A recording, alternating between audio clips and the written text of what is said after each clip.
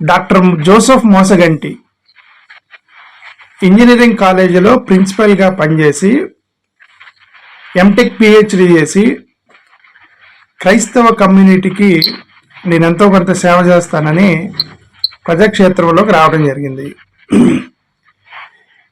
జనరల్గా జోసెఫ్ మోసిగంటి గారు టీడీపీ నాయకుడు, లేదంటే బీజేపీ నాయకుడు, లేదంటే వేరే పార్టీలకు చెందిన నాయకుడు అయితే నేను జనరల్గా ఈ లైవ్లోకి తీసుకుని ఉండేవాడిని కాదు.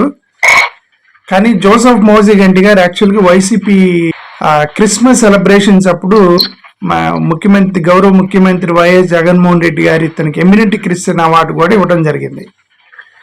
కానీ ఇప్పుడు సడన్గా వీడియో కింద కామెంట్ చేశారు, ఇట్లా జోసెఫ్ గారు జగన్మోహన్ రెడ్డి గారికి వ్యతిరేకంగా క్రైస్తవులకి జగన్ గారు ఏం చేశారని చెప్పి కామెంట్లు పెడుతున్నాడన్న, మీరు ఒకసారి అతన్ని లైవ్లోకి తీసుకుని మాట్లాడండి అని కింద ఒక అతను కామెంట్ చేస్తే, సో ఇప్పుడు జోసెఫ్ గారిని నేను లైవ్లోకి తీసుకుని మాట్లాడుతున్నా.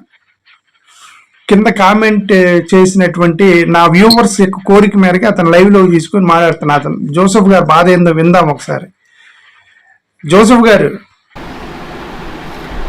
అన్నా థ్యాంక్ యూ. చాలామంది కొంతమంది ఫోన్ చేసి నీకు మారు మనసు ఉందా, ఇలాంటి పోస్టులు పెట్టావు అని కొంతమంది అలా మాట్లాడారు. కానీ నువ్వు క్లారిఫికేషన్ అడిగి నా బాధ ఏంటో తెలుసుకోవడానికి ఈ వీడియో చేస్తున్నందుకు మెనీ థ్యాంక్స్. ఓకే ఓకే, ఇప్పుడు చెప్పండి ఏంది మీ బాధ ఏంది? మీరు జగన్మోహన్ రెడ్డి గారు మీకు ఎమినెంట్ క్రిస్టియన్ అవార్డు ఇచ్చి మిమ్మల్ని గౌరవిస్తే మీరు ఎందుకు సోషల్ మీడియాలో వ్యతిరేకంగా పోస్టులు పెడుతున్నారు జగన్మోహన్ రెడ్డి గారికి? నాకు మేలు చేశాడు జగన్మోహన్ రెడ్డి గారు.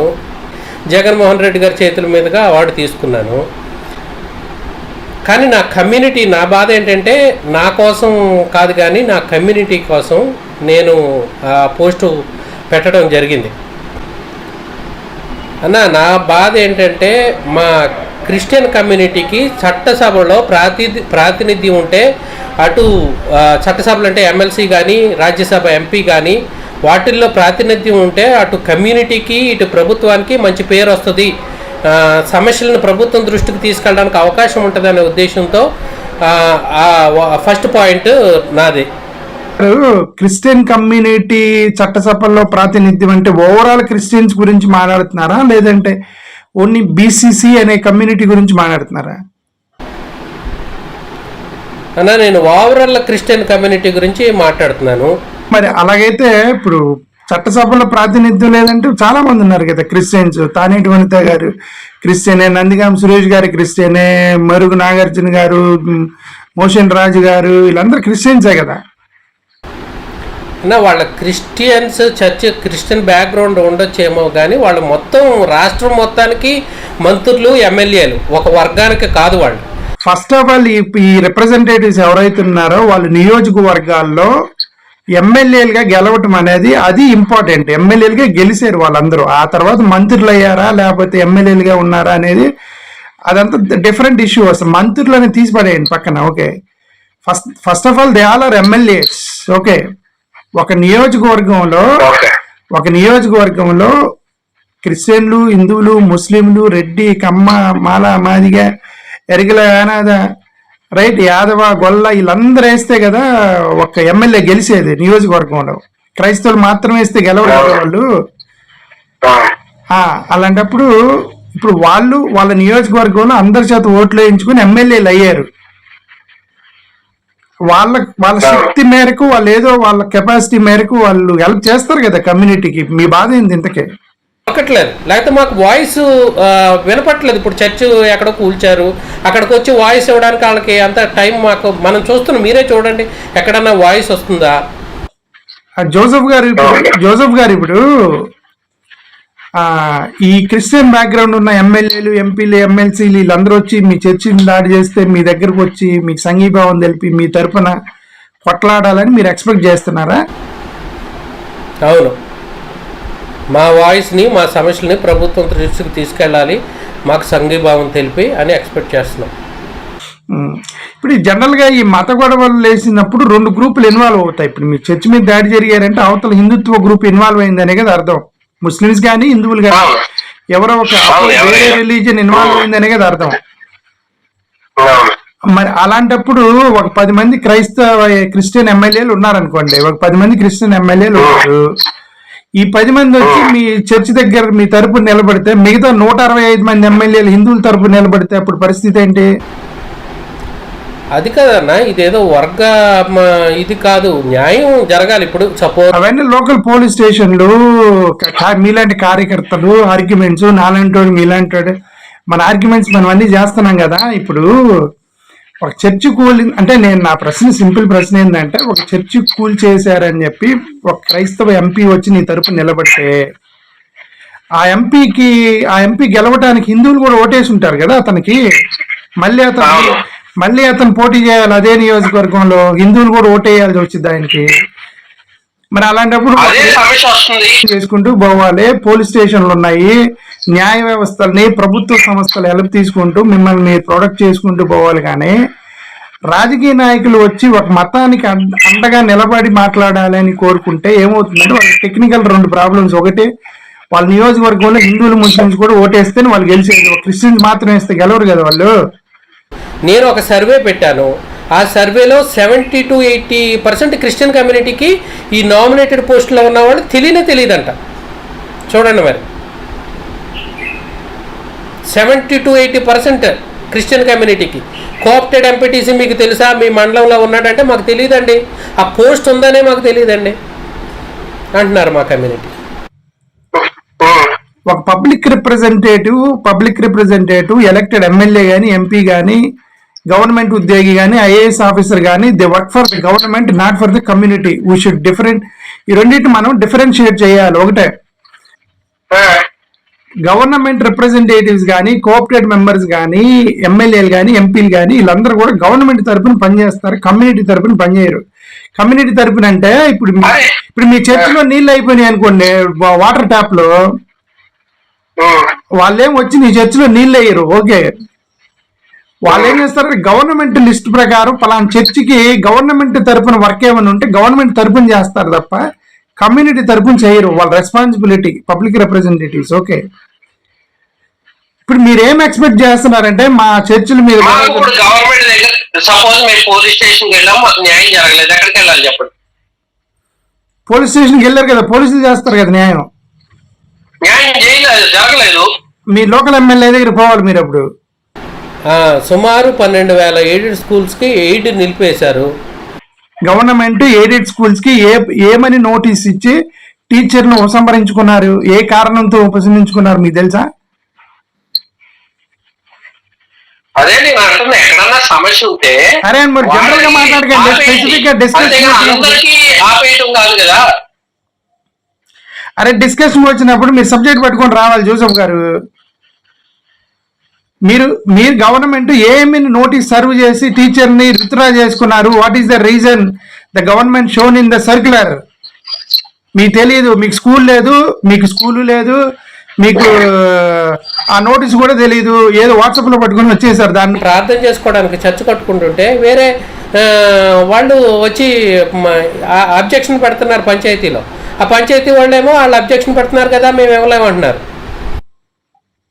పంచాయతీ ఎవరు పక్కన వాళ్ళు అబ్జెక్షన్ చేస్తున్నారని పంచాయతీ వాళ్ళు ఇవ్వనంటున్నారు. మరి జగన్ గారి మీద ఎందుకు వ్యతిరేక ప్రచారం చేస్తున్నారు? ఏంది జగన్ గారికి దానికి సంబంధం? ఆయన జీవో ఇవ్వాలి కదా, పంచాయతీ పర్మిషన్. ఇప్పుడు రాజకీయ నాయకుల్లో 5వ తరగతి చదివిన వాళ్ళు కూడా ఉంటారు. రాజకీయ నాయకులు వాళ్ళు మాట్లాడేదానికి, మీరు ఒక ప్రొఫెసర్ రాజకీయంలోకి వస్తే, ప్రజాక్షేత్రంలోకి వస్తే మాట్లాడేదానికి డిఫరెన్స్ చూపించాలి. మీరు వాళ్ళు మాట్లాడినట్టు మీరు మాట్లాడకండి. ఓకే, అయితే చర్చెస్ దగ్గర కమ్యూనల్ బ్యాక్ డ్రాప్ పెట్టుకొని మీ మీద బెదిరింపులు జరుగుతున్నాయి అనేది గవర్నమెంట్ చట్టం మారిస్తే అది ఆగదు. అది ఓకే. ఇప్పుడు మీ బాధ ఏంటంటే RSS వాళ్ళు మిమ్మల్ని గొడవ చేస్తున్నారు అనుకోండి మీ చర్చికి సంబంధించి, అది గవర్నమెంట్ ఎన్ని చట్టాలు మార్చినా అది ఆగదు. అది కమ్యూనల్ కాన్ఫ్లిక్ట్, అది triggering the communal conflicts. Okay, మీరు ఆల్రెడీ ఉన్న చట్టాలను పట్టుకొని న్యాయస్థానాల ద్వారా, పోలీస్ స్టేషన్ల ద్వారా మీరు దాన్ని ఎదుర్కోవటమే తప్ప చట్టాలని మార్చేది ఏముంది? ఆల్రెడీ ఉన్న, ఇప్పుడు 3టికి ఒకటే చట్టం ఉండిద్ది.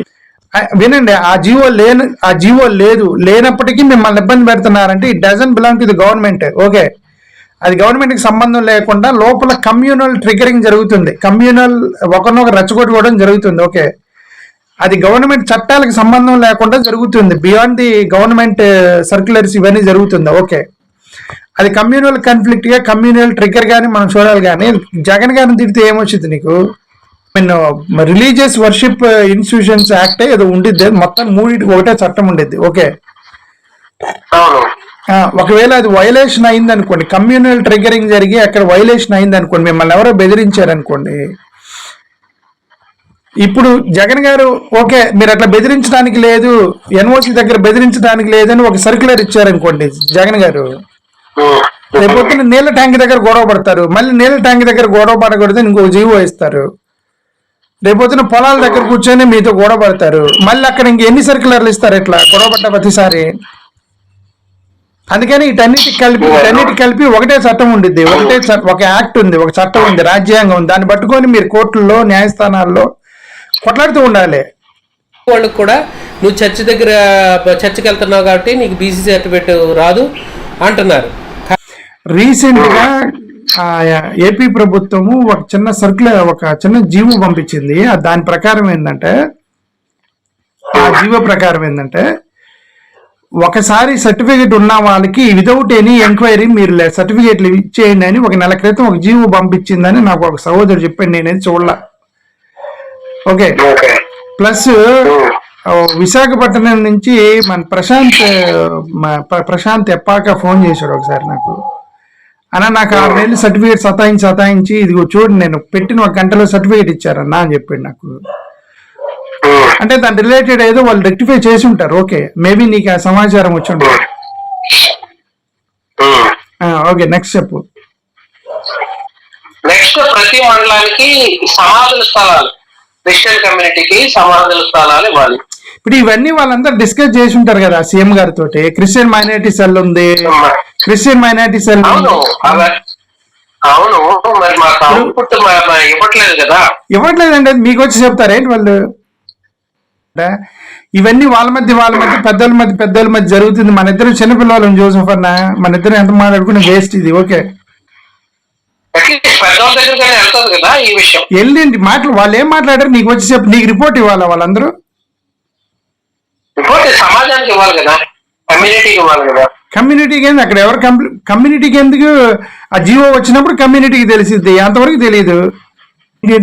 నేను ఆ 98 మేము ఏమైందంటేనే నన్ను దొబ్బేమన్నారు వాళ్ళు నాకే ఇన్ఫర్మేషన్ ఇట్లా ఏది ఒక 98 మేము మీద దాని వెలుగులోకి తీసుకొచ్చి ప్రజలకి గవర్నమెంట్కి చెప్పిన నాకే దొబ్బేమన్నారు నన్ను. ఓకే, నాకే ఇన్ఫర్మేషన్ నీకేం చెప్తారు సార్, వదిలేయండి దాని విషయం. నెక్స్ట్ ఓకే, మణిపూర్ విషయంలో విజయసాయి రెడ్డి గారు చేసిన వ్యాఖ్యలు క్రిస్టియన్ కమ్యూనిటీ చాలా హర్ట్ అయింది. అంటే విజయసాయి రెడ్డి గారి కామెంట్స్ గురించి నేనేం కామెంట్ చేయలేను, ఎందుకంటే నేను వీళ్ళ పార్టీలో ఉన్నాను కాబట్టి. ఆయన ఏమన్నారు అదంతా నేను కామెంట్ చేయను.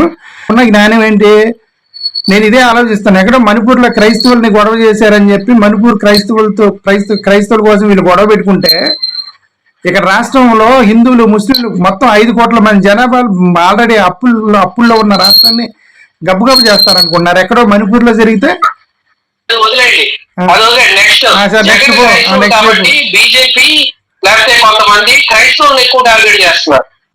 అవును గురు, బీజేపీ వాళ్ళు క్రైస్తవులు టార్గెట్ చేసి సీఎం అని తిట్టడమే స్వామి, నువ్వు భలే ఉన్నావు. సోషల్ మీడియాలో గబ్బు చేస్తున్నావు సీఎం అని నువ్వు. ఏది లేదు, మా సమస్యలు, మా కమ్యూనిటీ రిలేటెడ్ సమస్యలు ఏ ప్రభుత్వం ఉంటే ఆ ప్రభుత్వం దృష్టికి తీసుకెళ్ళడమే మా బాధ్యత.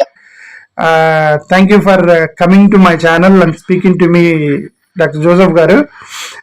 ఫైనల్లీ నా రిక్వెస్ట్ ఏంటంటే, నేను చాలా రోజుల నుంచి నేను రిక్వెస్ట్ చేస్తున్నాను ఏంటంటే, ఇప్పుడున్న పరిస్థితుల్లో ఈ మైనారిటీస్ మొత్తం జగన్ గారికి ఓటేసి మనల్ని మనం కాపాడుకోవడం తప్ప మనం చేయగలిగింది ఏం లేదు జోసెఫ్ గారు.